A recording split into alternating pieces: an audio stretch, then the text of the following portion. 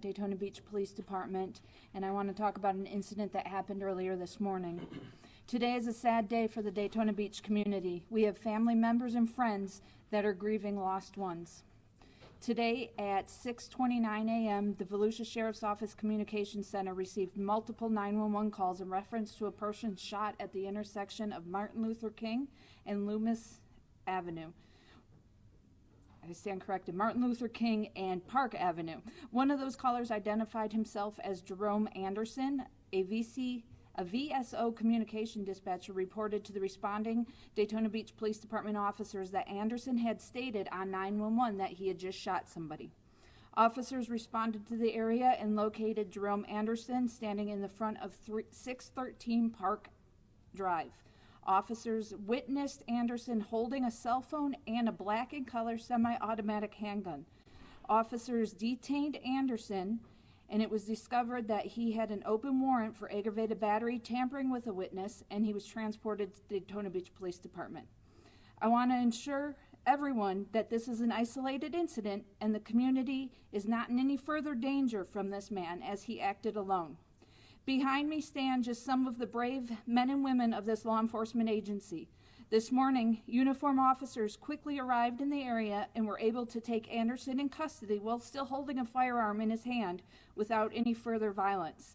They were able to hold the crime scenes at 3 different locations and called for detectives. Detectives were able to arrive on scene, start putting all the information together while working closely with the state attorney's office, and in the end, being able to charge Anderson. Outstanding work was performed today by the patrol officers and the detectives of the Daytona Beach Police Department to be able to charge this individual today.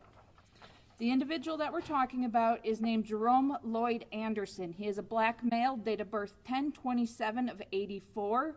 He has a pretty good criminal history with 22 felonies and 5 convictions, along with 16 misdemeanors and 7 convictions. Most of them include petty theft, firearm possession, narcotics, assault batteries, and domestic violence.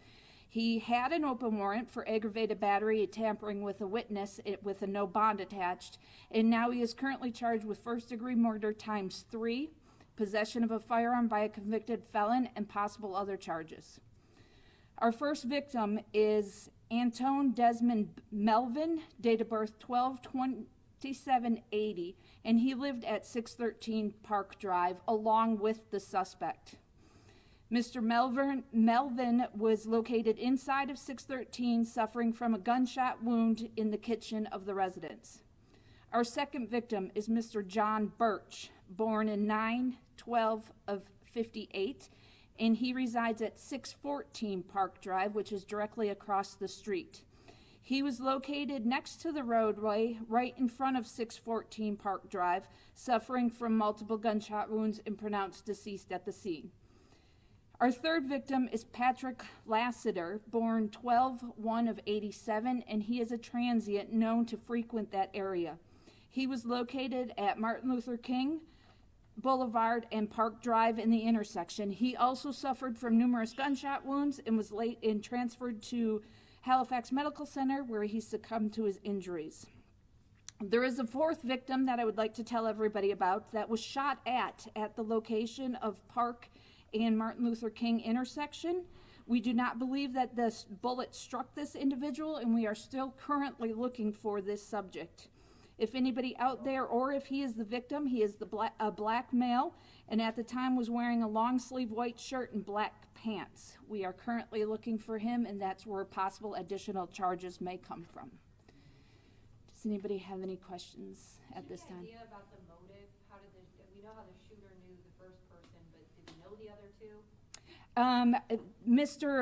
Our third victim, Mr. Lassiter, frequent the area. I believe there is information out there that they've been talking in the area. So I would say maybe acquaintances. I don't know exactly how close of a relationship they have, but with that general area, most people are outside a lot. So I would say they're acquaintances. Deputy Chief, you said that one of the victims lived with the alleged shooter in that same home. So were they related in any way? I don't believe they are related.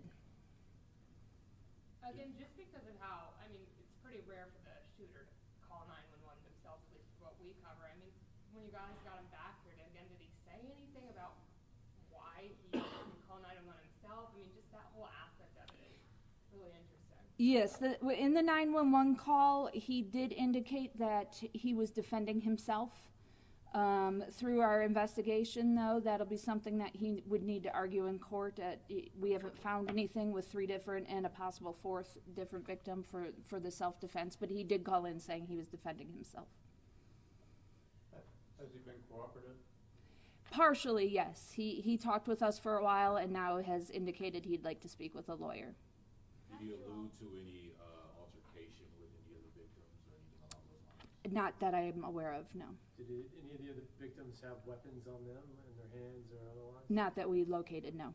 How did you all find out there was a possible fourth victim? From the evidence on scene. We saw multiple shell casings. Do we know how many times the victims were shot? You said numerous times? All 3 victims were shot numerous times. I don't have an exact count at this time.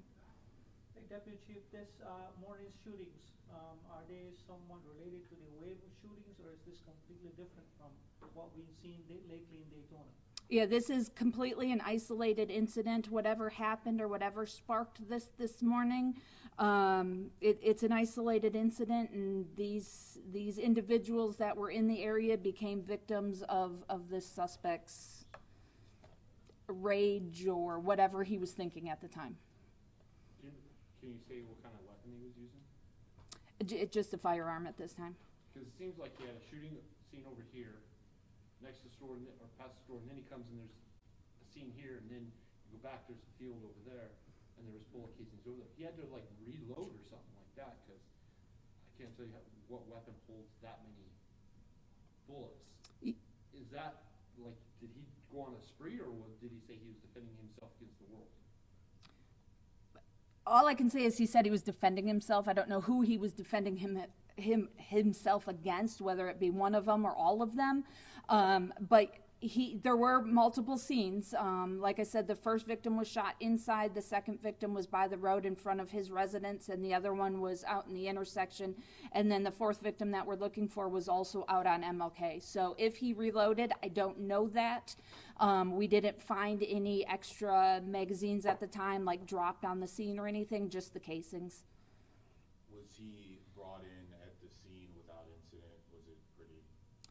Yes, the officers that are standing here with me, along with their shift mates, were the ones that took him into custody. He was holding the firearm. He put it down. They took him into custody without any further violence. I know the investigation is pretty preliminary at this point, Deputy Chief, but are you able to say who may have been shot first, second, and maybe third? I can't say that right now. We're still working through the evidence on the order of events that unfolded this morning. Do you have an estimate on the length of time between the first and the 4th victim involved, or potential 4th victim involved here? I do not have a length of time, but I would, if I was playing out the scene, and from what I've seen, it was all continuous. We're not talking, that these were separate. It was one flow of an incident. But at this point, he just said he's defending himself, but we don't know from what. Correct. Will you release body cam of the arrest? I will have to take a look at it to make sure what's on there, but if we can release it, it will be released. Does he have any mental issues and some mind and everything? Never had any mental health or challenges? There's nothing that shows me in his criminal history or anything like that he's had mental health issues. Now, whether he's diagnosed with one or is seeing a doctor, that I'm unaware of right now. That'll be something that, he's going to end up dealing with in court if that's the case. When you mentioned all those felonies, Deputy Chief, so this man has been to prison? I would assume on the charges, yes. He's got 22 felonies that he's been arrested for, and he's been convicted of only 5 of them. So I don't know how much time he has spent in jail or in prison, or the time that he's been behind bars. So again, just to clarify, you don't know if it started on the street or in the house? Correct. We're still working through the evidence there. We have a lot of evidence to go through, and a lot of cooperating people that were in the area that saw bits and pieces of things that we have to put all together yet. But I wanted to assure the community that he is off the street, he was acting alone, this is an isolated incident. We're hearing that some moms who held a rally last week and are planning to hold one tomorrow, just raising awareness about gun violence. Is there anything that you want to add? I know we also heard the police chief speak about this too recently, how they're really trying to tackle shootings happening. I am not aware of an event that's happening tomorrow. However, there are several community leaders that just walked in that if they know something and would like to step up here, I would invite them to come up here and talk on the community's behalf.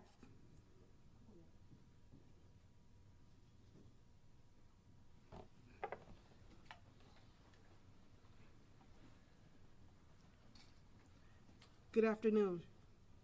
My name is Cynthia Slater, and I'm the president of the Volusia County Daytona Beach NAACP.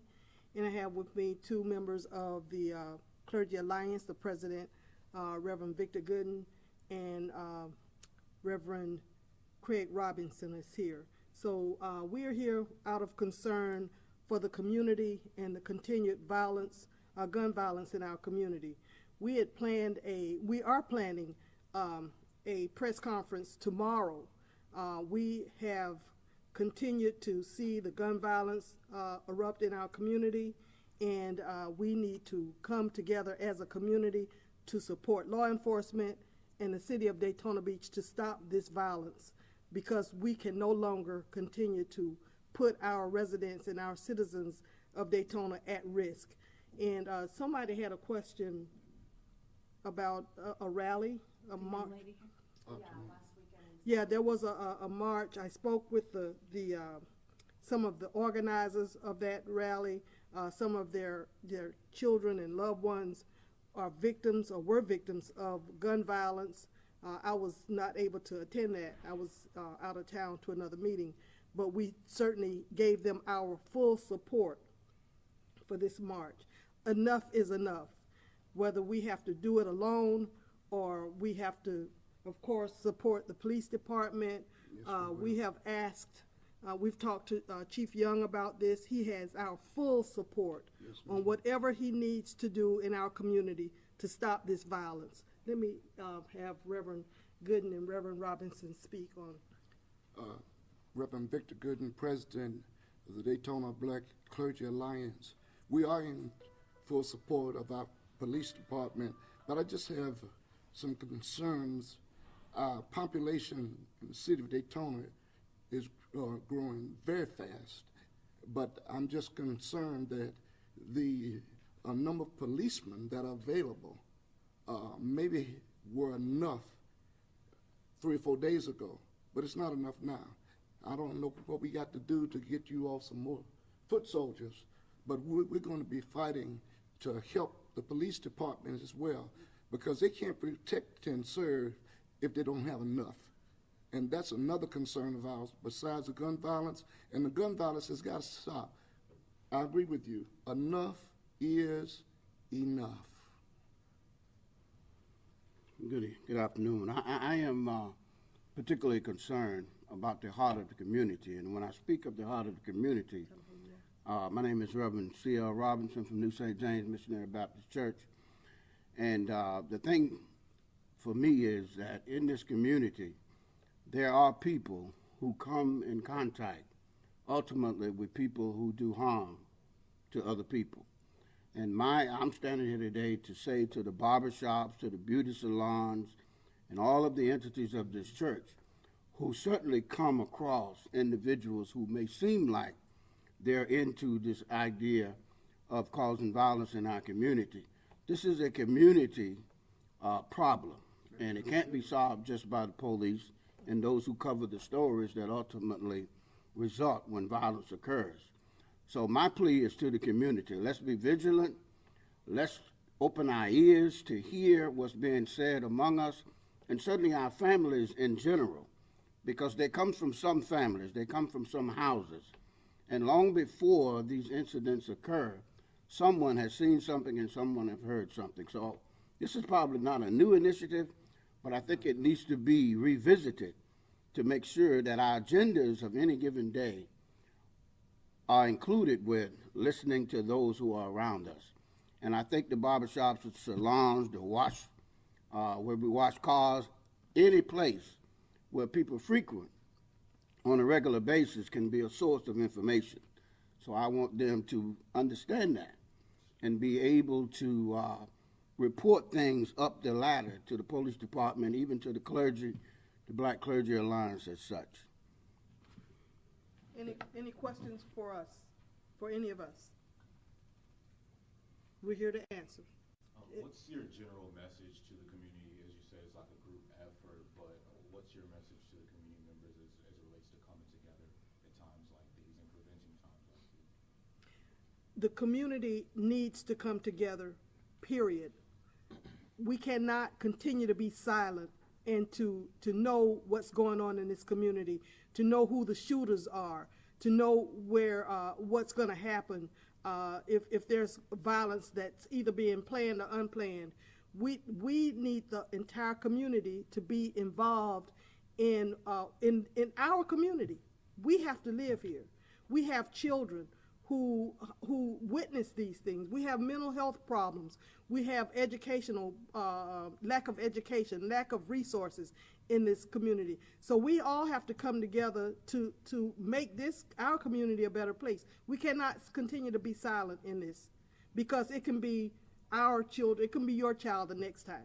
It could be your loved one the next time. So we cannot continue to be silent, knowing who did the shooting and who's responsible for these tragic incidents, and just sit back and say, I'm not going to say anything. If you see something, if you hear something, you need to say something. And so we're here as a community leaders to let our community know that we are not going to sit back and continue to let this happen. Also, change has to start from the inside and then go on the outside. And so we need all of the help that we can get to do this thing, but it's got to be so that silence is broken. Yes. The silence has to be broken. Our police department is working with us, so within our village, there has to be broken silence so we can have some change in our community. And then you have the proliferation of guns. Where are these guns coming from? How all of a sudden, well, it's been, I mean, they've had guns forever, but it's the increase within the last few months. It's intolerable, and I'm just trying to figure out where are these guns coming from all of a sudden. And so we have to step up. We have to step to the plate and save our community, and that we're going to do. Yes. By any means necessary, we are going to save our community. Amen. And thank you, Deputy Chief. Thank you. Absolutely. Do you have any further questions? All right, I just want to end on that note, speaking after them, that again, we have 3 grieving families tonight. I have, no real answers other than they can take solace in knowing that we have the suspect in custody, but like the community was saying, we don't need more of this violence and more grieving families and loved ones, that these homicides touch people and reach further than people think, and it's something that needs to end. So thank you all. Do